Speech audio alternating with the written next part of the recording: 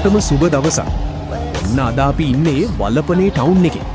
අද මමයි මගේ තව යාළුවෝ දෙන්නෙකුයි පට්ටම ගමනක් යන්නයි ලෑස්ති වෙන්නේ.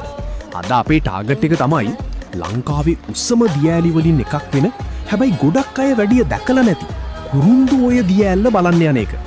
අද දවස නියමටම සෙට් වෙලා තියෙනවා. බලන්නකෝ වටපිටාව. මුළු පළාතම වැසිබරයි. ඉදි වැස්සක් වැටෙනවා. හැබැයි වාසනාවකට මීදුම නැහැ. ඒ නිසා වටපිටාවේ තියෙන සුපිරිම ලස්සන කඳු පන්ති ටික කිසිම බාධාවක් නැතුව මරු පාරට පේනවා. මේ වගේ ක්ලයිමේට් එකක ට්‍රැවල් කරන එක තමයි ඉතින් සිරාම ආතල් එක. වලපනේ ටවුන් එකේ ඉඳන් කුරුන්දු ඔයාලට යන්න තියෙන පාර. මේකේ තත්ත්වය කොහොමද? මේ වැස්සේ අපිට මොන වගේ අත්දැකීම් වලට මුහුණ දෙන්න වෙයිද කියලා ඔයාලට බලා ගන්න පුළුවන්.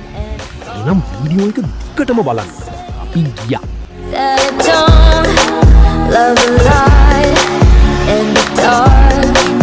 I can say that I don't know that I am alive and what it feels. ඔන්න මචංලා අපි දැන් කුරුඳු ඔය ඇල්ලට යන පාරේ පයින්ම ටික දුරක් ආවා. මෙන්න මේ හරියෙන් තමයි අපිට හැරෙන්න තියෙන්නේ. බලන්නකෝ ඉස්සරහට තියෙන පඩිපෙළ.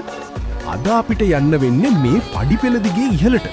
මොකද මේ පාර වැටිලා තියෙන්නේ සුපිරිම තැනක් හරහා. ඒ තමයි වලපනේ සාමචෛත්‍යය. මේ පඩිපෙළ නගින එක නම් ලේසි වෙන්නේ නෑ වැස්සත් එක්ක. හැබැයි වටපිටාවේ තියෙන සිසිලස නිසා මහන්සියක් දැනෙන්නේ නැති තරම්. ඔයාලා දන්නවද? ලංකාවේ සාමචෛත්‍යයන් කිහිපයක්ම තියෙනවා. රූමස්සල, ශ්‍රීපාදේ, අම්පාරේ වගේ. අන්න ඒ වගේ ජපන් භික්ෂූන් වහන්සේලාගේ මූලිකත්වයෙන් ලෝක සාමය වෙනුවෙන් හදපු තවත් එක ලස්සන සාමචෛත්‍යයක් තමයි මේ වලපනේ තියෙන්නේ. මේක පිහිටලා තියෙන්නේ පට්ටම ලොකේෂන් එකක. වැස්ස නිසා මුළු පරිසරයම නිශ්ශබ්දයි. මාරම නිදහසක් තියෙන්නේ.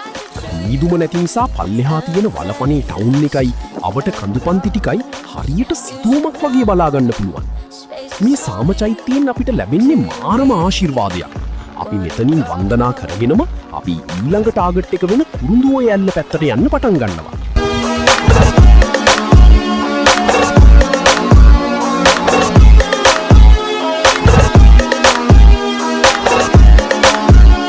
මෙන්න මේ පාර දිගේ තමයි දැන් අපිට දිග්ගටම ඉහළට යන්න තියෙන්නේ. මේක සාමාන්‍යයෙන් වාහන යන පාරක් වුණාට බලන්නකෝ ඉස්සරහා තියෙන වංගු ටික මරු කඳු පාර. හැබැයි පයින් යද්දි නම් පොඩ්ඩක් හති වැටෙනවා. ඇත්තටම මේ පාර දිගේ එද්දී අපිට දකින්න ලැබෙන දේ ටිකක් කනගාටුදායකයි. ඔයාලට මතක ඇතිනේ ළඟකදී ලංකාවටම ලොකු බලපෑමක් කරපු ඩිට්වා කුණාටුව. මේ දරුණු කුණාටුවට මේ වලපනේ පැත්තටත් පට්ට විදිහට වැස්සා. මෙන්න බලන්න. මේ දවස්වල නායයාමයන් නිසා මේ පාරේ තැන් කිහිපයක්ම සම්පූර්ණයෙන්ම කඩාගෙන ගිහින් තියෙනවා. පාරවල් බ්ලොක් වෙලා තිබිලා තියෙනවා. හැබැයි දැන් ආණ්ඩුවෙන් ඩෝසර් දාලා පස් අයින් කරලා තාවකාලිකව වාහනයකට යන්න පුළුවන් වෙන්න පාර තරමක් දුරට සකස් කරලා දීලා තියෙනවා. ඒක නිසා තමයි අපිටත් මේ විදිහට පයින් හරි ඉස්සරහට යන්න පුළුවන් වෙලා තියෙන්නේ.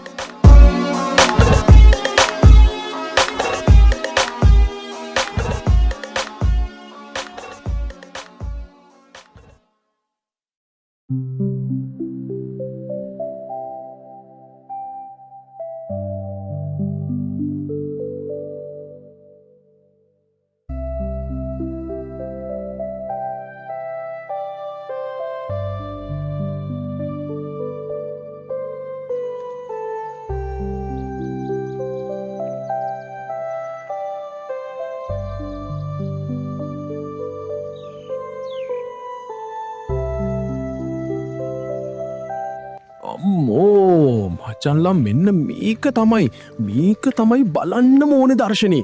සෑහින්න ඉහළට ආවා. දැන් බලන්නකෝ වටපිටාව.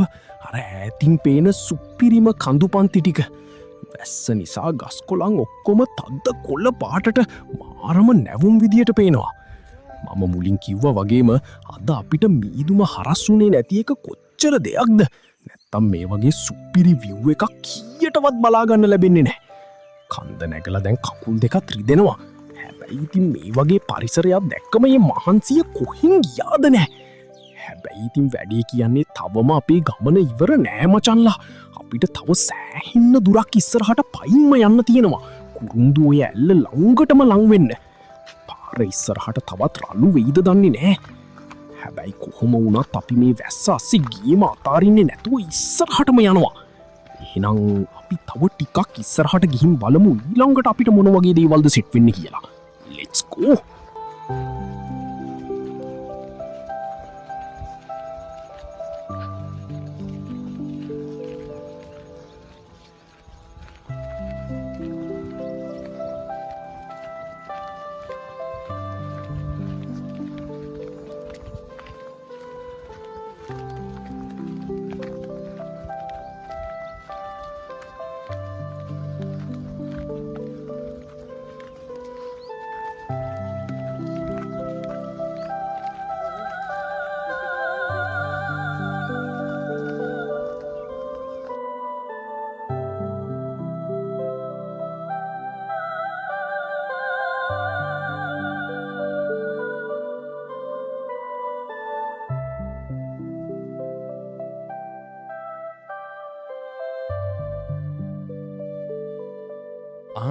අන්න මචන්ලා පේනවද? අර ඈත සුදු පාටට පේන්නේ. ඔව්, ඒ තමයි අපේ ටාගට් එක. කුරුන්දු ඔය දියඇල්ල. අම්මෝ, වැඩේ කියන්නේ වැස්ස තිබ්බට දියඇල්ලේ වතුර මාරම සයිස් එකට. ඒ කියන්නේ නියම සාමාන්‍ය ප්‍රමාණයට ලස්සනට තියෙනවා. කලකිරීමක් නෑ. ආපු ගමන සිරාවටම වටිනවා කියලා ඈතින් දැක්කමත් හිතෙනවා.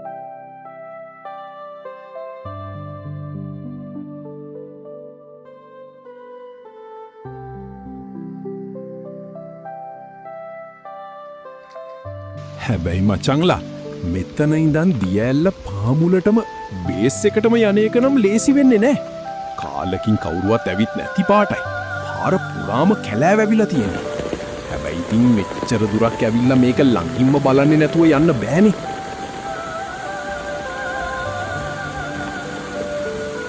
අම්මෝ මචංලා, සද්දේ ඇහෙනවා නේද? දියඇල්ල දැන් අපිට මාරම ළඟින් තියෙන්නේ. හැබැයි වැඩේ කියන්නේ මේ දියඇල්ල ආසන්නයටම ළඟාවෙන්න තියෙන මාර්ගය නම් සිරාවටම පට්ටම අපහසුයි.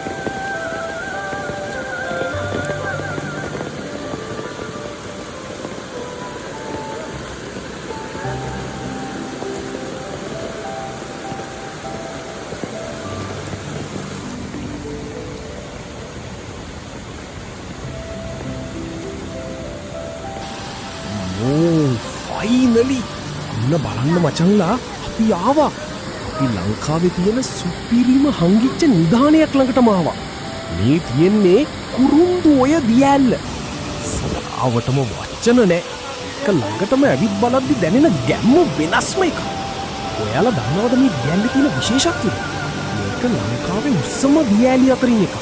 උසින් අඩි 682ක්, මීටර් 206ක් විතර වෙනවා. මධ්‍යම පළාතේ නුවරඑළිය දිස්ත්‍රික්කයේ වනපනේ ප්‍රාදේශීය ලේකම් කොට්ටාසයට තමයි මේක අයිති වෙන්නේ. කුරුන්දු වයින් හටගන්න නිසා තමයි මේකට කුරුන්දු ඔය ඇල්ල කියන්නේ. පස්සේ මේ වතුර ගිහින් මහවැලි ගඟට එකතු වෙනවා.